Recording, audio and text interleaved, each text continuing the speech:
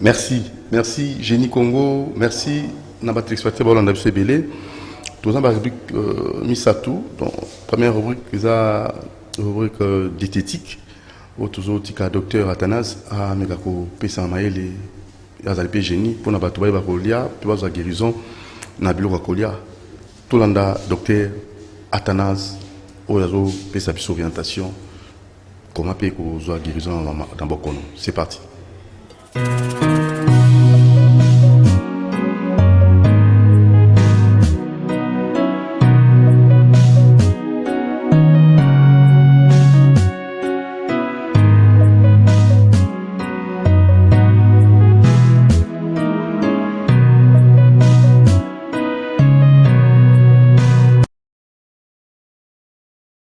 Doudou Moutiri, l'associé Moron Zambé, mon professeur Alain Kabongo, il est réalisateur émission leçon.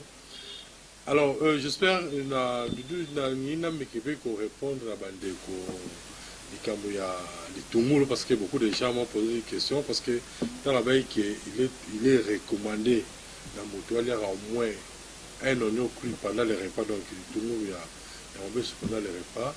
La question est belée. Alors, on a rien à me expliquer pour devoir poser une question. On a tout le monde jouer. Alors, la réponse elle est très simple, hein, comme je l'avais dit dans la réponse au moment là, j'ai mis qu'on tout le monde a profité. Dans la qui boue, on dit les tourneaux de Rodoudou, les tourneaux d'abord, ils ont la. Donc, en fait, je vais me dire, avec un aliment à longévité. Bateau est bien tout, mais on allemand à longévité. Parce qu'on avait fait un constat, dans beaucoup de teneurs, on a sous Mingi, là-bas, au coûte à bateau, ça va plus de 100 ans. Ouais, là, c'est d'après l'analyse, il y a bien fait tout le monde. D'ailleurs, même ici aussi, j'espère aussi, avoir un peu Zali, si on tient Mingi, va professeur, tout le monde, on va l'appeler Mingi, hein, sur la bourse santé, donc on dit, Batando, Bata, Dibou, on va baisser Ngombi. La plupart la plupart vous avez remarqué que c'est votre professeur là un peu mingi. Alors, ils ont parmi les aliments à longévité. Voilà. Alors, quand on pose une question, rôle il y a oui, ils ont très bien parce que tout d'abord le anti-inflammatoire. Alors, quand on parle d'anti-inflammatoire, on dit moi, toi, souffrance, la douleur, il y a la douleur articulaire, voilà. La douleur de l'articulation. Alors, comme tout ma bibi, alors, quand même, ma courbature, moi, je bien été, les tours anti-inflammatoires. Donc, on dit recommander d'ailleurs, surtout, notez bien, ceux qui ont donné au coma, à comme j'avais dit la fois passée, déjà à partir de 35 ans, maximum 40 ans. Si l'icolo, il faut aussi l'effort pour changer l'alimentation. Hein, donc, aux aramingi trop chimique, il faut beaucoup plus trop naturel. On va me dire trop bio.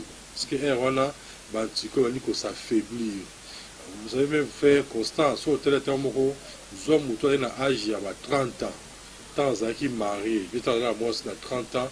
Force est en haut, ils ont même force, c'était à la première de là-bas, à 40 ans. Ça dit qu'éventuellement, on s'affaiblit. Donc, d'où les 3 ans anti-inflammatoires. Et puis, tout le monde aussi a joué un rôle qui s'appelle tension. Comme je l'ai toujours dit une chose, vous savez, les gens ont m'abêté. Qui est qui se met attention, mais là, chaque jour, les gens ont m'abêté. Mais il va seulement que, au kita, au matin, qui signent sur l'attention au nomelaka, qui signent sur le diabète au nomelaka. Au kito mata et au komisayo, la problème il y a trouble sexuel. On a besoin que moi si yo azana yo pona yo na wa ndéroum dans la léluala. Parce que ça joue d'abord le logo ali bosse liya kayaka sur la virilité. C'est pourquoi j'ai toujours dit une chose que sur l'attention mataka kowe la te qui n'a mis la kiss derrière la kiss c'est là en fait. Ils ont stabilisé au cac. Mais moi je mets rien. Le quoi est tout le monde est riche dans souffle. Mouton souffre pour une tension artérielle, il faut ça que fort au lieu qu'au moins le chaque jour pendant les repas. Alors dès qu'on vous sert la nourriture, on prend un oignon, vous allez pendant les repas. N'empêche aussi pendant les déjeuners aussi, hein.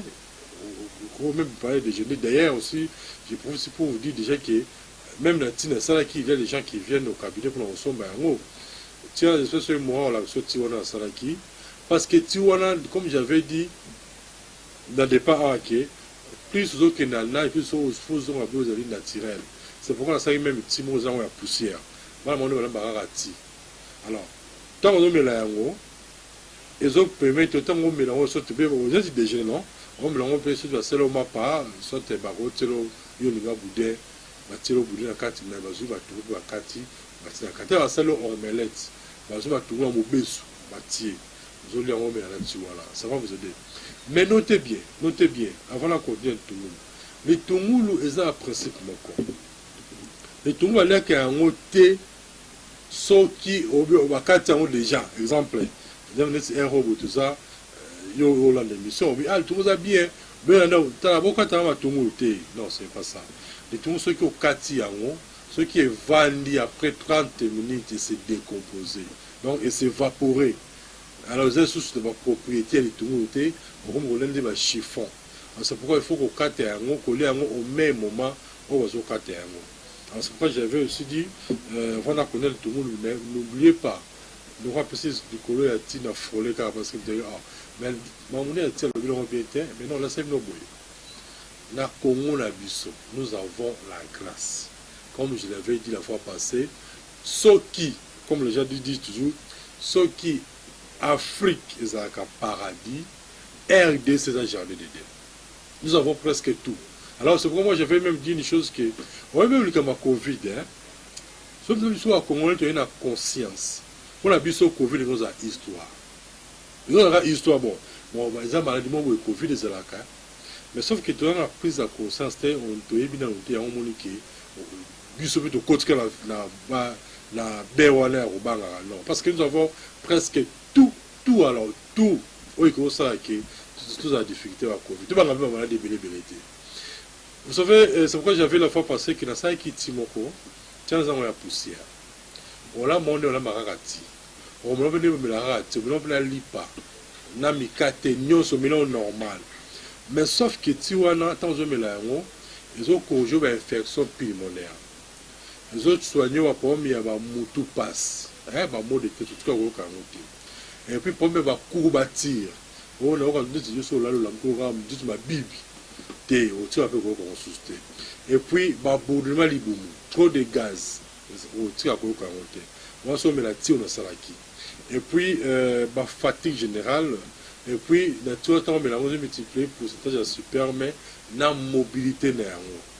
Vous voyez, mais normalement, on voit quand on est dans le cabinet, on a pour ce moment, dans le cabinet, pour un cabinet, il y a 4, il y a Carrefour des jeunes, mais aussi 4, il y a pour un habit. Quand on a un Carrefour des jeunes, on a étage, premier étage, et puis première porte. Mais, avant d'aller tout le monde, mais normalement, tu as sur le cabinet, ils ont boyé. Na bana mi bali.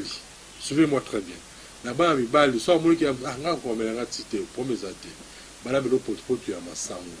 Ma route sur la taille de Kuira, soupe, il y a Tiwana, il y a plus de gens, Matilo Balussi, au Méli Nayo. Vous avez remarqué, et qu'on multiplie le pourcentage superbe, parce que même si on met la moitié, il y a un tir, on multiplie le pourcentage, mais si on met l'autre titre, on fait la porte-porte. Ça va multiplier le pourcentage de supermatozoïdes, la mobilité à superbe. Alors, tout ce qui est premier au nord, tout les sections, vous allez pas le sentir. Mais, sur le Melatiwana, comme je l'ai toujours dit, et puis j'insiste, sur le Melatiwana, au Koba, on a un Covid-19. Nous avons un Covid, on a la pète. Tu n'auras pas peur. Il a expérimenté. Ah, mais comment est-ce que vous avez fait pour avoir cette formule? Non, c'est Dieu.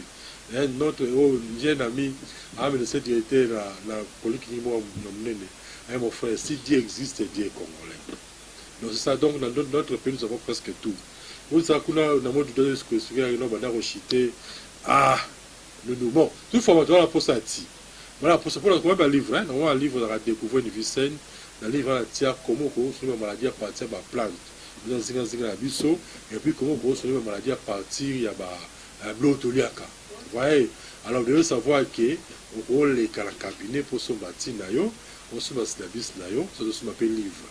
Mais les numéros là, Batelio Zali 081 81 14 3 6 5 081 81 14 3 6 5 ou bien 089 62 68 038 089 62 68 038 ou bien après même après rubrique il y a la nutrition après il y a Athanase Luzolo Kabemba son s'appelle le Pesselingaï Aleka Bongo merci et puis Diemei Doudou Moutiri sans oublier Moro Engambeya CCTV. Bye bye.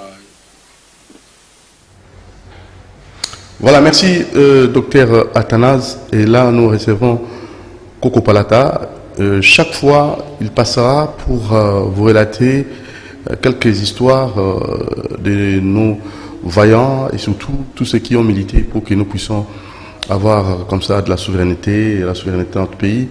Et pourquoi pas aussi l'histoire de nos ancêtres. Voilà, on aura 5 minutes. Vous allez à chaque fois découvrir Basala. Peut-être Bana, Baïbi histoire en côté. Et chaque fois, la Moussa, puis au Kundula. Tango, il y a beaucoup d'oli avec Coco Palata. Tango, beaucoup d'oli. Mbote Coco Palata. Mbote mingi, mbuta mutiri, na komba tata mukeli balongo bakoko. Pefu mukimbango mubikisi ya baindu. Voilà, et comme Tango, il y a beaucoup d'oli. Coco Palata, lelo, vous allez au Kundula. Masolo ya nani? Matondo mingi lelo tozali kokundola kaka masolo ya yaki panvita pamba te tuuti kosilisa mwa oyo batumbaka ye na mwana na Mukongo na 1706 pamba te atelemaki pona kobundela ba valeur africain ba valeur congolaise pe bilenge bakoka koyeba po tobungisaka bokoko na biso le na 1704 mwana mwasi na kombo akipa mvita atelemaki na nga mamanza Kongo oza na sima na yo oza na foto na sima ingeta yakipa mvita ya bango wana ye wana nde lelo tozali na 315 ans na kotumbama na moto na mwana na ye na Mukongo oyo alakaki bilaka ke mwana wana akoya akobotama lisusu na Kongo ya kati kimbangu yeyo nde pigeon bimaka na kati ya moto akatisaka na ngambo na biso pona nini ba efe wana nde ezali ba effet spirituel oyo ekabolaki ye azalaki axe principal na kokweyisa bokonzi na biso roi Zingankuva akweyisaki na 1491 ti na 1706 nde esalaka 215 ans atiki prophétie ya Fumuki Mbangu ntango bazotumba ye na 1706 soko longo de 1706 à 1921 oyo Fumuki Mbangu alobaki ke niongo ya biso na mindele esili pamba te bakoko na biso bakangaki mindele pendant 430 ans nde ba reine ya ba rêve pe ba prophétie wana nde salaki nini Fumuki Mbangu akoka kobotama pa na biso so calculer 215 ya yaki panvita tio ya na 1700 na 1921 salaka lisu 215 ans 215 plus 215 de salaka 430 ans nde biso tokotombola par rapport ya prophétie oyo ya bimisaka ke mobikisi ya bayindo akobotama nde awa. Ça veut dire kasi prophétie ayaki panvita nde yaki ko s'accomplir pa na biso libérateur ya race noire abimaki awa pamba te batumbaki na ngambo Angola ndayebisaki bandeko bazalaki na ngambo wana po ba noir pe basalaki trahison po bato bakendaki kobuka koni ezalaki biso moko bayindo po mundele atindaki biso bato bapelisaki moto ezalaki kaka biso moko po lit na ezalaki souci ya vente ya ba noir na ba wenze siko jeune fille à 22 ans batumba na 1706 le 2 juillet wana le 2 juillet bino bazopesa bino bilete mais na sima Mukongo bazotumba ndeko na bino ya mwasi na mwana ya 6 mois na Mukongo église catholique na ba mindele ata mawate Jeanne d'Arc africain to programmateur moko spirituel africain mais biso batangisi biso yete na classe mais to tangi Jeanne d'Arc abuni pour la révolution française batumbe soki babomie po abuni pour la révolution française siko yaki panvita jeune fille brûlée na âge ya 22 ans na mwana ya 6 mois na Mukongo ni histoire donc balingaka te kutu makambo yango moni na 1921 tant Fumuki Mbangu atelemaki babomaki 37 000 familles Belgique ayebi bakofuta makambo yo 37 000 familles exportation Fumuki Mbangu na 1921 lelo 100 ans est-ce que Congolais ayebi yango kaka na 1921 te perda 37 000 familles. Banda famille ça na batu combien? Tiboko mana 37 000 familles. Léopold II aboma 10 millions de Congolais. Ndele Moka Lobeza l'un des plus grands génocides du monde. Si on a 1908 Azumbo Kaoyo a cédé en Belgique. Léopold II céda son Congo à la Belgique. Si on Belgique a boma combien? Yango senga ki bafumuki mangu batelema. Yango senga ki ba ki pavita batelema pone leko wana mwana mwasi wana histoire ne faut beta biso photo e ba yango. Po bino bolobi l'histoire est une science qui étudie les événements du passé de l'homme depuis son apparition sur la terre jusqu'à nos jours. Mais où sont nos histoires? Boya ki pavita abotami na 1684. Batumbié na 1706. Très très jeune. Pourquoi pas histoire na yebi no bo confiner yango biso moko ba kolo na yeto ba yango te batangisi biso ka ba Socrate ba classe to ke histoire o des akuna ya biso te wapi biso jeunesse to yeto tu na bino na ba boti bozali boso na biso wapi histoire na biso ya mboka tozana référence ata 3 générations ba famille na biso te biso jeunesse congolaise minoko na biso moko to yebi yango te to valoriser ya baninga totala ya biso. Est-ce que chinois akoki ko beta mwana ne na ndako na bango po lobiki chinois ndenge biso mo ba congolais to beta kabana na biso yango eza lito ya ki pavita telemaki pona ko yebisa congolais te biso fo totalisa bana na biso mino kwa mboka na biso po ya ki azongisa bokondi oyo kabwana ki ya mbanza Congo oyo kabwana ki ya deux parties des frères fo mbanzinga nande ko na ya ki po rassembler bango yoka ki catholique pe na ba mindele ba ke ko diaboliser batuana bana wana bakabwana nde balakaki muninga bokonzi ya Vatican mususu balaki bokonzi oyo ewutaki ya bokoko ancestral sikoyo bakei kokosa oyo balakaki ya Vatican a éliminer muninga nde basedaki ya Kipamvita po bamelisaki mokonzi kwiti akende ko signer ke bakanga Kipamvita nde ba signer arrestation ya Kipamvita le 30 juin oyo Muta Lumumba signaka na bamindele tala ba cohésion. Il y a code spirituel ceux qui congolais les 30 jours kaka effet wana te bomona ka signature les 30 jours des effets arrestation ya Kipamvita o yatika ki prophétie fo mugimbangu na signature o Muta Lumumba ba signaka na premier ministre belge na ministre affaires étrangères belge na ministre affaires étrangères congolais bataki mokoloto balobi malamu déclaration conjointe du gouvernement congolais et du gouvernement belge. Le Congo accède ces jours en plein accord et amitié à l'indépendance et à la souveraineté internationale. Est-ce que nous sommes souverains? Ba dirigeant na biso bazozo ka ba injection ya occidentaux. Yango to yebisa ki bango, soki boyeba ki effet au temps au jeunesse congolaise a commis, faut azwa histoire ya mboka na ye. Faut yeba spiritualité na ye. Pe faut yeba science o basalelaki. Biso to komaki na ba l'âge de la pierre taillée, to tanga classe amdelete. L'âge de la pierre polie, l'âge des métaux.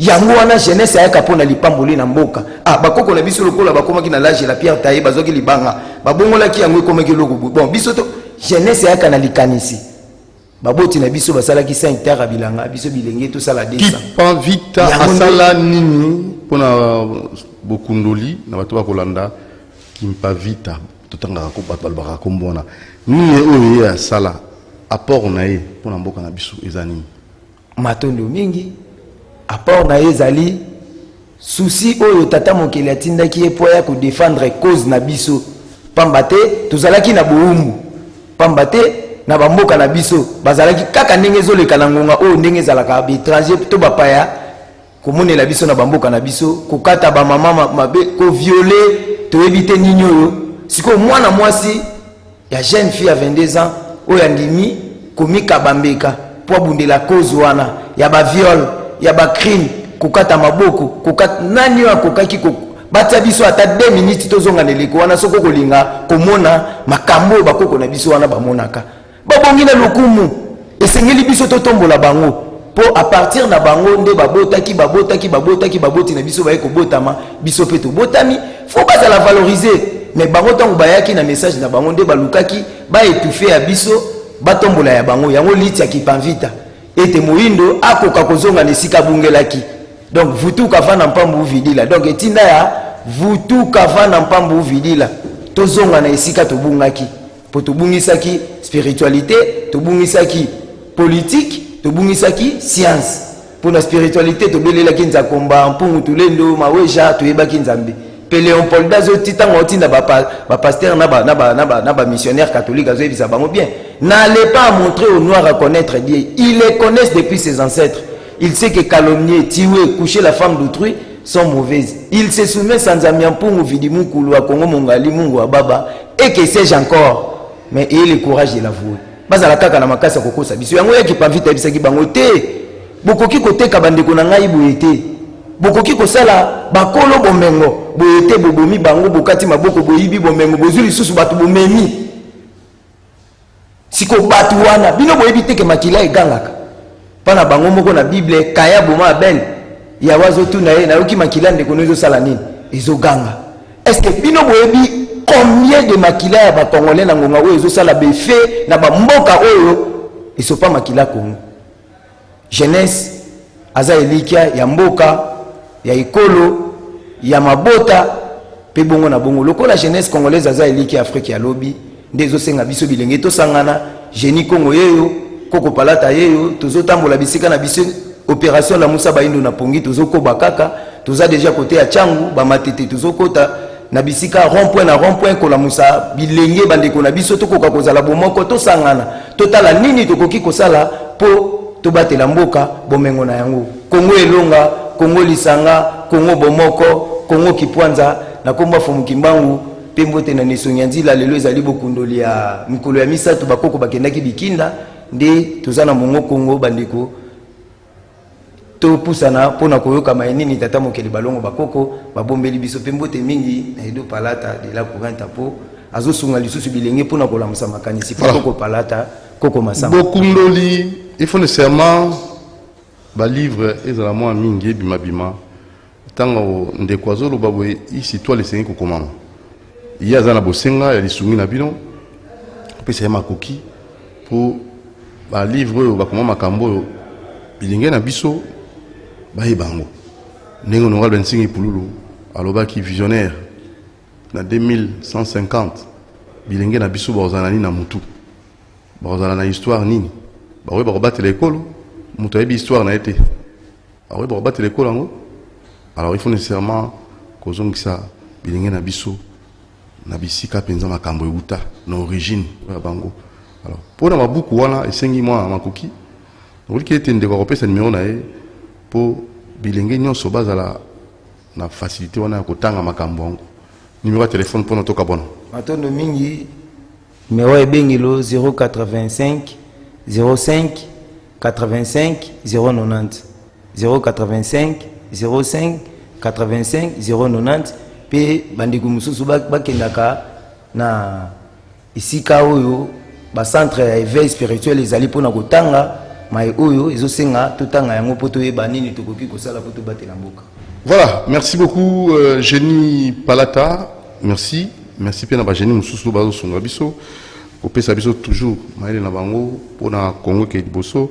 Na pesi merci na Génie Mogisho, docteur Mogisho oyo azo sunga ba Congolais pona loposo acha na disposition ba Congolais savon bio MG pona ko permettre na Congolais ba ko soigner pona bango na ba bouton na ba tache na ba nduta. Donc savon MG au moins na mboka Congolais yemoko asali to somba to soutenir ba Congolais ko sala makambo to tika complexe yo kaka kwa sala ya mondele ndileki Mogisho asala savona esunga batebele to pesa randa kisala rola maman na so personnel maman Chako rola comédien au boyebi malamu mingi sobe avec na po mais savon bio MG esunga ki donc bobenga docteur Mogisho azali moko pe Génie na 085 20 18 602 085 20 18 602 aux docteur Mogisho aux savon bio MG au Tiganan by hydroquinone. Ils ont des conséquences néfastes. Place à notre sujet du jour.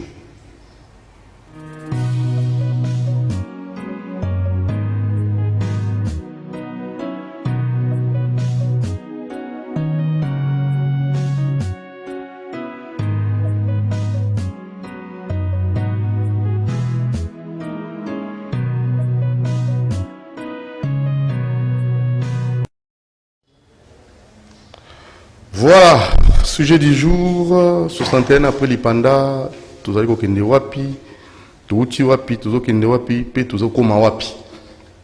To ambi mon amboka azali chef de travaux, monsieur Willy Mouteba, chef de travaux dans la faculté des sciences na Inekin, à la génie na biso alelo. Oh naye to ko zo ba orientation pour namboka na biso et kende liboso 61 après l'ipanda. To uti wapi, to zo kende wapi, to komi wapi. Voilà, alors mbote mon amboka Willy Mouteba. Mbote Tata Doudou. Vous allez chef de travaux. Oui, mais ça n'a rien à voir avec la formation. Ah, tu as mis le roi génie pour faire sa solution dans Boka. Junior Montir, il te fait sur Mbote Ming, est-ce que vous avez dit? Oui. Oui, avant la bande, nous avons Marambo. Coco Palata. Et là, à Liboso, il y a Kim Panvita, ce total bien, Azaki Namabele Angola. Donc, Aza angolaise, s'il faut que tu aies un découpage territorial en Afrique à l'élo. Donc, tu vois que le Bela est vraiment mingi par rapport à Mboka ou à Congo ou à Bisso, puisque Congo na Bisso ils ont l'isolo nango. Alors, wana Congo ya ka.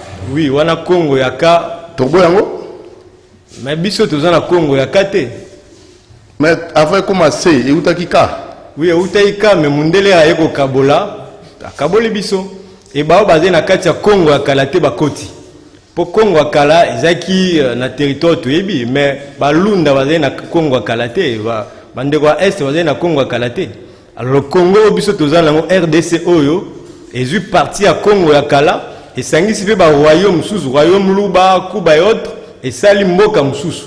Alors si on doit nous ramener toujours na Congo, et zan tibozo bengana ba congolais mususu o baza membre ya royaume congoté. Ata mutu a prophétisé qui pour na mbotama ya Simon Kimbango donc mutu wana aza sona tinate. Non, wale za tina par rapport à Afrique puisque Congo o ya biso o ya Léopold o eza la mission par rapport à Afrique.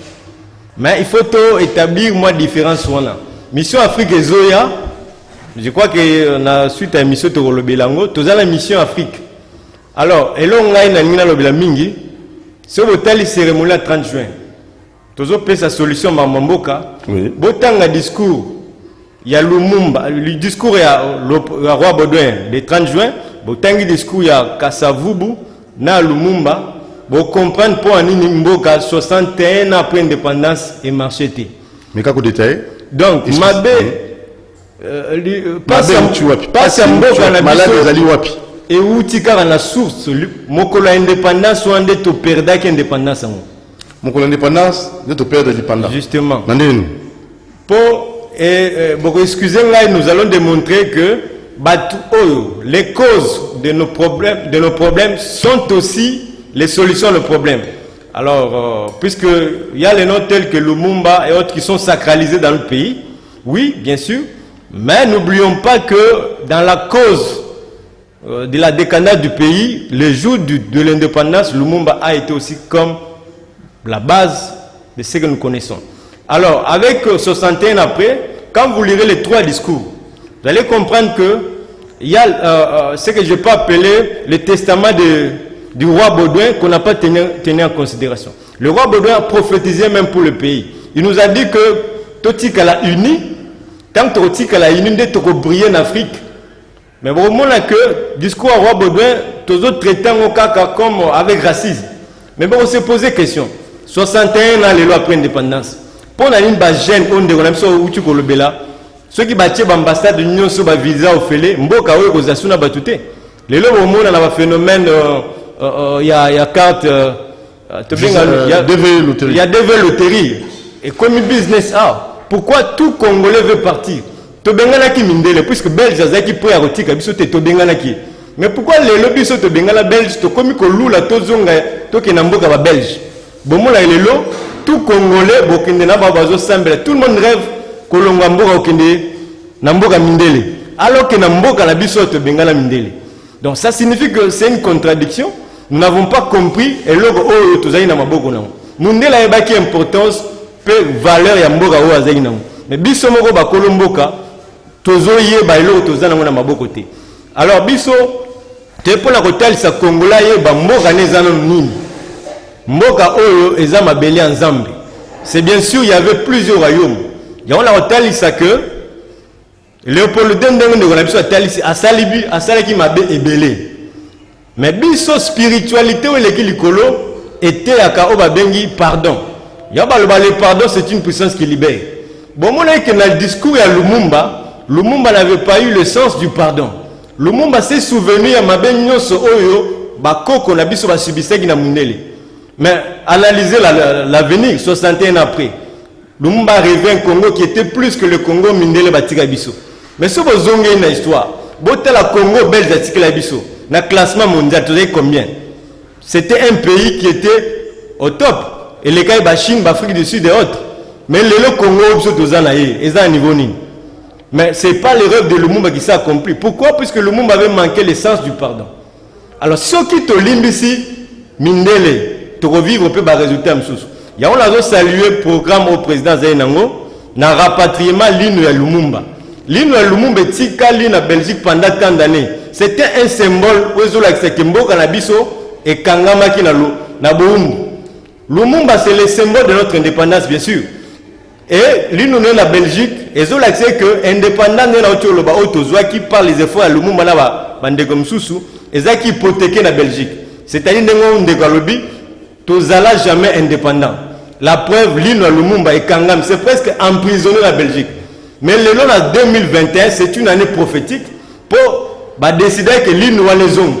Le retour à l'île de Lumumba na Congo est un symbole il y a Essengo, il y a qu'on célèbre l'indépendance. Pour l'indépendance, Tozwaki, Mundela Botola. Tozuite pour Lumumba attaquer Mundela, Mundela a décidé que Lumumba. Puisqu'à sentait que Lumumba est dangereux. Alors que, la suite, tout le monde a que ces comportements-là, et même si na makambo oyo toza ko subir les tilo mais nzambe mokonzi na tango a prévoir ki boumbu wana a prévoir ki mamunyoso autre l'accession est que mokonzi mboka bayokana ki je crois que ndeko Doudou soit na tanga l'accès ba correspondance nyonso la komela par rapport à rapatriement l'île de Lumumba depuis avoir pouvoir j'avais déjà écrit au président sur ça mais malheureusement baza ko associer bisoté na makambo pour l'application nango. Au moment que le programme ya ko rapatrier l'île de Lumumba est avorté, bon mitu na poani. Ba tebele baza ko mitu na pourquoi ko coûter cher l'île kaka bazongi sango na mboka les 6 millions ebele au poani parce que les Congolais n'ont pas l'information. Aussi longtemps que l'île de Lumumba zongi na Congo te tokotika la jamais cause la souverain. L'île wana ndé symbole d'indépendance de biso puisque Lumumba a représenté par l'île wana et Lumumba c'est le symbole de notre indépendance. Nambaki professeur Omeonga, professeur Yamba Norbert, ba image que tozali wana pour likambuka ya l'île wana na ndenge bango basengaki. Donc il faut nécessairement bisika Lumumba zalaki, il faut que bongisa tamwa bisika ngo, il faut banzela pe ba bongisa ngo pour événement on ezala penza événement moko bato rotala pour monde entier rotala ngo, il faut nécessairement pe bisika zalaki zala pe l'environnement moko ya malunga et sengaki mo budget. Oui, mais budget wana oui c'est bon, ngaza contre ngo te mais batuo ba pesi ayo poza pour ngo, oza pour professeur Omeonga. Mais procédure na bango yamba. Ils ont manqué spiritualité. Puisque cérémonie nous sont là, ils ont un effet spirituel. Puisque bon ça cérémonie mais après. Or ce qu'il faut faire, nango na lobby que je crois que président was en fonction. Moussa na ezao biso tozo tia pression te. Moussa na ezali comme ma biso la reconnaissance à batata. Lino Lumumba ezozonga ezas parmi ba effet ya mission nzamba pesi mokonzi en fonction. Ba kabiliste ba lekaka Joseph Kabila Mouze bazaki ba lumumbiste descend. Mais lui nous Lumumba tika kozonga te. Mais ce que zozonga na mandat oza pour l'accès mokonzi oyo mission na epé yango wana. Yo za la mission oyo nzambe apesi mokonzi mboka, ozo la prophétie, toujours na ndoto. Non, mais nzamba loba na Bible loba pe na banzela msusu. Pesa na mission ngo mokonzi mboka za mission ya mokonzi mboka oyo tozana azala mission ya Eli. Musa na ezali kozongisa biso na connaissance ya batata na l'histoire ndenge na biso tokoloba histoire ya batata puisque solution mboka oyo toza ko vivre oyo eza na histoire makambo esama na histoire esengeli biso ceux qui mabe sale maka to réparer ngo na génération oyo po obakino abenga yombo oyo mabe wana emema elongo donc mboka oyo eza neti machine eza en panne mboka na biso ya yombo oui mboka eza yombo eza machine en panne bande on a biso ba politicien bokoganga so bazio batu na place à Félix yé pas ganga à l'opposition mais à la pouvoir zo la mamsusu donc solution mboka eza ko ganga te eza ba projet ku douter pour que chaque politicien a un projet bien monsieur Willy Mouteba aux génie du jour c'est que yo elibiso solution alors mais quand on va mission mo mboka donc na kati ya mission on a des solutions ya redécorer mboka la justement mokonzi mboka oyo azab mokonzi wazo préparer règne ya Christ ozoya c'est-à-dire règne oyo kimbanga loba que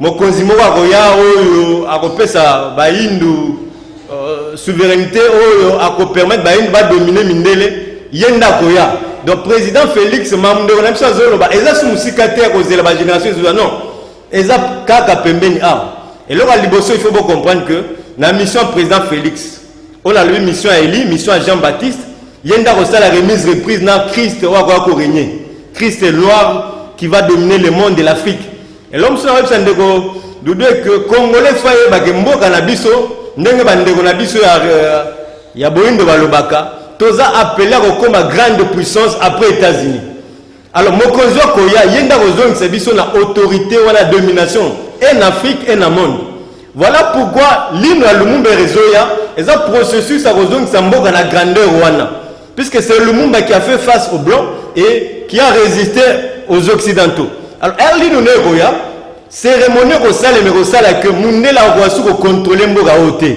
mundela wasu ko dominer bisoté donc c'est l'hymne wana est un symbole il y a vraie indépendance autokozwa avec le retour de ce que j'appelle Lumumba na mboka na biso alors le président en place a pour mission ya ko rendre le wana réel mais avant ko sala yango il faut attendre 2 Samuel 21:14 de soubassement il y a mandat la eto bokonzi nae c'est pas tout le projet qu'on donne là non si c'est constant sur 2 Samuel 21:14 à ko vivre solution au peuple azolu que quoi automatiquement alors là 2 Samuel 21:14 bon mon est que Natango Israël nous allons kotaka pendant 3 ans David motozo tamola selon Zam makoka ko 600 nzala onate mais à lukinza mbezambe c'est que pas si abatunao Samuel et utina na Saül donc solution il y a 3 ans nzala ezaki outa na règne ya moto azaki avant David ou ezaki Saül et ba régler likamwana après ça il fallait pas regarder deuxième étape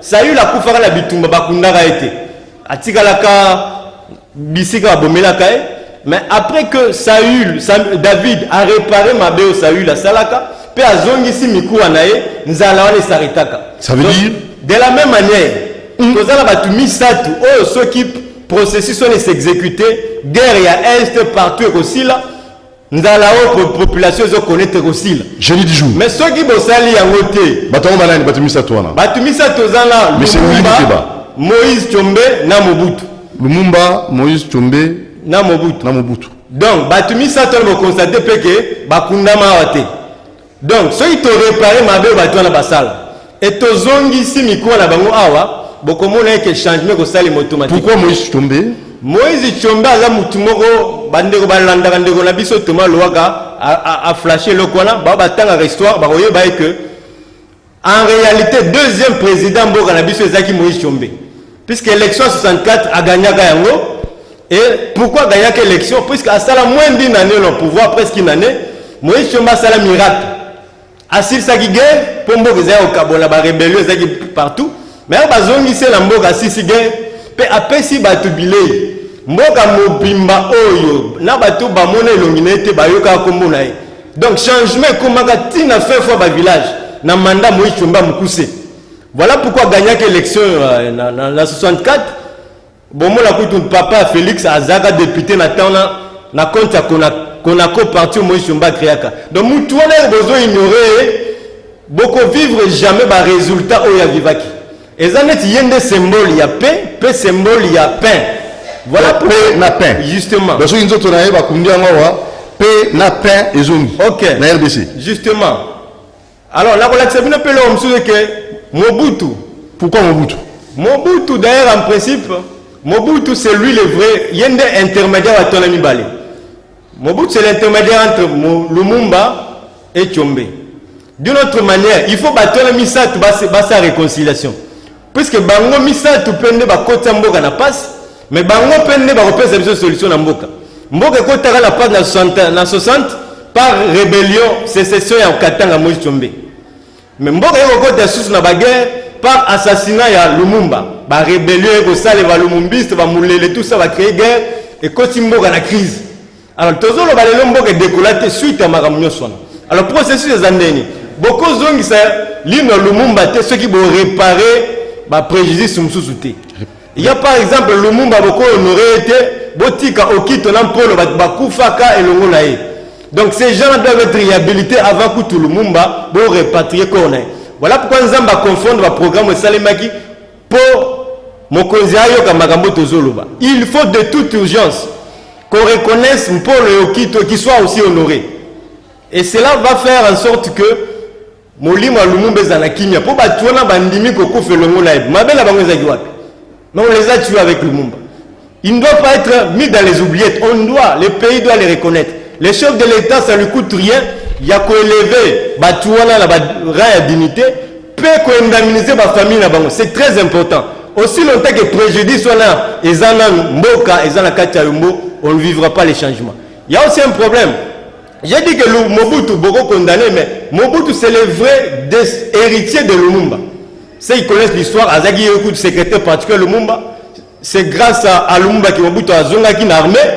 Donc, vous verrez que dans l'implication même à l'Iran Mobutu, il y a Lumumba. Mobutu a sala nyoso, Allah tamakila Lumumba te. Pourquoi Babomara Lumumba te na Léopoldville, Batindi na Katanga tout ça. Donc Mobutu conscience na ezaki toujours qu'on reproche. Il y a une dette morale à Lumumba. Vous remarquez que Lumumba prenait l'unité nationale. Mais durant tous les mandats de Mobutu, c'était l'unité nationale. Pourquoi Mobutu a tenu pendant tout ce mandat? Puisque Mobutu, en fin de compte, a choisi pouvoir à reconnaître Lumumba comme héros national. C'est Mobutu qui a reconnu Lumumba comme héros national. C'est pourquoi je vous annonce que Mobutu était le vrai héritier de Lumumba. Puisqu'il a prôné l'unité nationale. Il était unitariste par rapport aux autres qui étaient à l'époque les contemporains de Lumumba. Donc Mobutu était les symboles de l'unité nationale comme Lumumba. Mais coup d'État 65 et Salemi, Mobutu Azaka, avant coup d'État, il était tout chef d'État-major, mais premier ministre Zaki Tshombe. Mobutu a vécu ce que Tshombe a fait. Ceux qui rébellent, Mobutu a Bundaka depuis rébellé Bandaka. Ma gagnaka jamais, ma rébellé Zaika. Mais Tshombe Zongi, ensemble là, Mobutu Nde, ma rébellion ceci là qui, Mobutu a hérité de Tshombe la paix au Congo. La paix au Zaïre. Donc, paix au Mobutu Akutaki, Azoua qui a un peu Tshombe, et Erayaki Azoua comme premier ministre, Asunga qui a armé pour Kimezunga Namboka. Donc, Mobutu était un héritier, et de Lumumba et de Tshombe. Et bien là, pour finir, hein, pour la tango, M. Kongo Nasuka, maintenant pour Kimbangu. Alors, Kimbangu, c'est très important, puisqu'en fait, Kimbangu, c'est le symbole de notre indépendance spirituelle. Puisqu'en réalité, les Blancs n'étaient pas venus ici nous prêcher l'évangile. Comme notre ami l'a dit, ils avaient une mission autre. Mais nous, le Congo a une mission d'évangéliser les nations. Le roi dont je vous parle, ou le président qui va succéder à Félix, c'est lui qui va permettre à ce que l'évangile quitte du Congo et atteigne les 4 coins de la terre. Alors nous devons être spirituellement indépendants. Ça signifie que nous ne sommes pas prêts à nous accrocher aux enseignements, aux églises qui viennent de l'extérieur. Ça, c'est une autre colonisation. Mais en interne, si Dieu est capable de répandre son esprit et nous révéler sa parole sans que nous soyons aliénés aux Blancs. Alors c'est pourquoi Kimbangu doit être honoré. Et par rapport à Kimbangu, Kabila avait déjà fait quelque chose, mais le président actuel doit faire tout pour que Kimbangu soit élevé comme héros national, comme aussi Tshombe. Et pour Kimbangu, il faudra que la date de sa mort soit un jour férié. Puisqu'on va se poser la question, pourquoi Kimbangu était-il mort? Quel crime avait-il commis? Alors cette date doit être célébrée comme nous célébrons le 17 janvier. Nous devons célébrer aussi la mort de Kimbangu. Alors, pour finir, tout ce que... Ainsi répété, tu vas un jour. Oui, Marambo Oyo, Yangone Fongo, la redécollage, donc président Tozan a la mission de purifier Mboka. Purification comment? Mais nous avons par l'isolo, il y a une indemnisation, il y a des victimes à réalisation. C'est déjà un pas, mais il ne faut pas qu'à Amona. Pour te le Mobutu façon, mais il faut faire purification pour expier ma belle Mobutu. Et cela, ça demande à ce que les victimes, il y a régime, il y a Mobutu, il y a Kabila et autres, doivent aussi être indemnisés. Il faut connaître ça. Aussi longtemps que vous indemnisez les victimes du régime, on a été mboke kotika la kana yombo. Boko ça ba programme, ba projet et kosimba na ngote puisque Makila ba toi les ont réclamé justice. Alors, il faut connaître d'urgence. À plus d'indemnisation ba victimes à indemnisation, batunions sont tels que les assassinats, batunions sont qui assassinés dans le régime il y a Mobutu, peu le régime à Kabila. Il faut qu'on indemnise ma famille wana. Alors, il est plus urgent aussi que consulter l'archive de la conférence nationale souveraine. Vous verrez l'archive il y a commission d'assassinat et prévoit batunion soana. Il faut retrouver ma famille wana pour une indemnisation. Donc nous demandons au chef de l'État de toute urgence à nommer une commission spéciale pour la Kolande la Makambo Tozoloba. Pour ça yango mboka et kosimba te. Merci Génie du jour Willy Mouteba. Selon le galwa Willy Mouteba, awa ezali plateau ya ba génie. Oya opesi makanisi na yo pour Congo na biso et connaître redécollage au Benguina plus 243 89 61 52 634 plus 243 89 61 52 634 azali chef de travaux na Unikin la faculté des sciences et AEP na souci mboka na ye kopesa makanisi. Merci beaucoup, à la prochaine occasion. Merci beaucoup. Voilà, nous finissons avec ce petit reportage. Oui, prenez patience, ces petits reportages. Bon, tout bien petit, mais dans mon aîné. Tout ce qui est émission de reportage, oui, maman Bazaïba, Azalaki na Londres, kuna diaspora ba yambaki pour ba ndenge nini makambango elegaka. Makambango elegaka ba taxe carbone ezaka ndenge nini.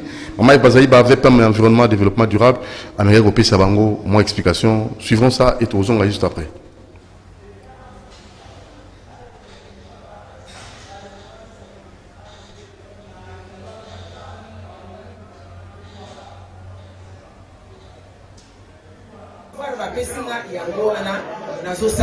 Pour après, zonga lisusu ka epa na bino 2023 kalate soki na sali malamu te oko interpeller nga acte na nga nyonso nde bobima na miroir olobaki bo sali ni. Mais du moins pour les premières mesures je les ai défendues et les kinyonso pe na yesi ko na bani ko défendre dans la niveau à libanda. Mais il faut sikoyo appui international ezali pour mingi ezala ka batamboka. Oh maman, omoni officiel ba risque entreprise wana eza mindele eza boye tala fina yo keba pona fina yo kanisa pana na yo. En tout cas, moi vraiment au moment où je vous parle là je rentre dans ma vie presque privée en tant que femme publique, je n'ai plus de vie privée. Na ucho kufela mobali na ngai moi na ngai suka za na 27 ans za na mwasi na mwana je n'ai plus rien à perdre. Oh nga na salle, je me concentre à travailler pour mon pays. Et là mo banga ça. Voilà bandeko tina oyo ngana lobaki na ya kotala bino yango wana parce que je ne pouvais pas être à l'aise nazo zonga d'habitude soki na ye na solola na bino soki na ye na solola na bino na ya siko mbaloyo na solola na bino te na lingala tolobaka bozwi e bopesa bokabwani te pouvoir na zwi kokopona te kozala toujours ensemble.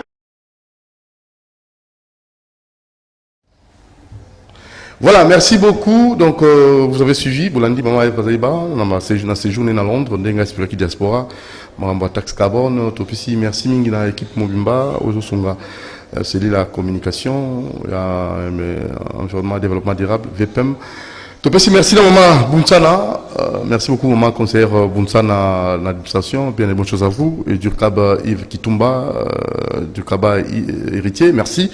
Na moni Vea, na moni MC, na moni Prince, na moni Laetitia, na moni Madame Maya Yamate, na moni le conseiller Michel Koyapa, na moni Sunan, na moni Pierre Lilembo, na moni Nazir, tout ce qui ici, na Mathieu. Allez, portez-vous bien et bonne suite des programmes. Rendez-vous demain à 10h30. L'objet au solo là, Makambo, Italie, ba couple, ba foyer. Nin bakozala toza génie moko expliquer mamba couple et d'autre part to yambande komoko asali livre moko zali ko sunga bana mboka ko ba mboka na malamu donc lobi to yamba bato des catégories ba génie ou ba kolinga ko pesa bino maele. Ciao Doudou Montier, vous aime beaucoup. À demain. Merci à Karine Bébé. Merci à Mon Djambé. Merci à L'Inkabongo. Merci Kifou. Romain Makonda. À demain. Merci à nos invités. Merci. Willy et Coco Palata. Willy Mouteba et Coco Palata. Gino Montiri. Bien de bonnes choses à toi.